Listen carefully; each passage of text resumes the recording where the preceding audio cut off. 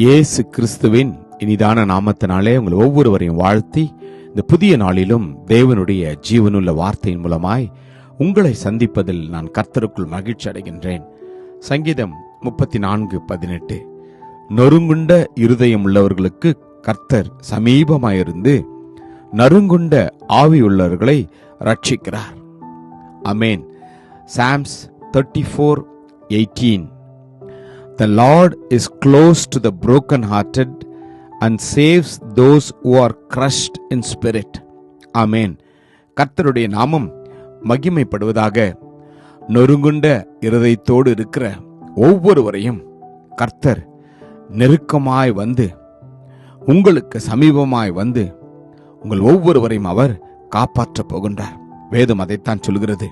உடைக்கப்பட்ட உள்ளத்தோடு இருக்கிற, நொறுங்குண்ட இருதயத்தோடு இருக்கிற ஒவ்வொருவருக்கும் அவர் சமீபமான தேவனாயிருக்கின்றாராம்.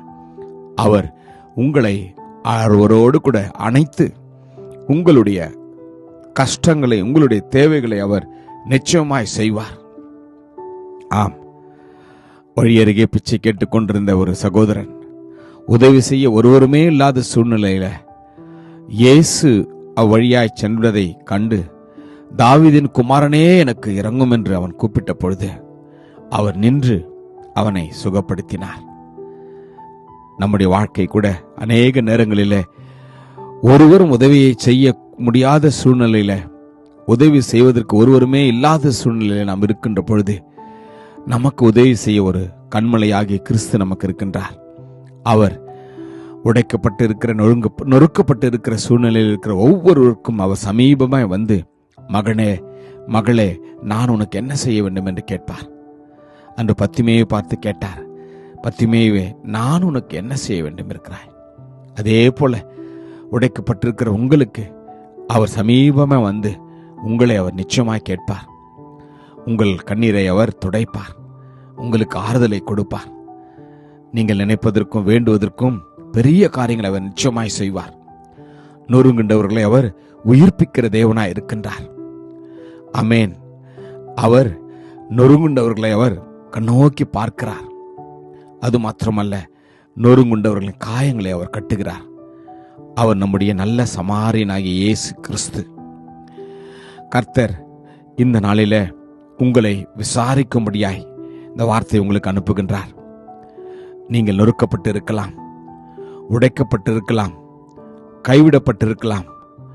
கர்த்தர் உங்களுடைய இருதயத்திற்கு, உங்களுடைய ஆத்துமாவிற்கு அவர் ஆறுதலை கொடுக்கும்படியாய், எனக்கு பிரியமான தேவ மகளே, மகனே, நீ கலங்காதே, நான் உன்னோடு கூட இருக்கிறேன். உன்னுடைய தேவைகளை நான் நன்கு அறிந்திருக்கிறேன். உங்களோடு கூட நான் இருக்கிறேன்.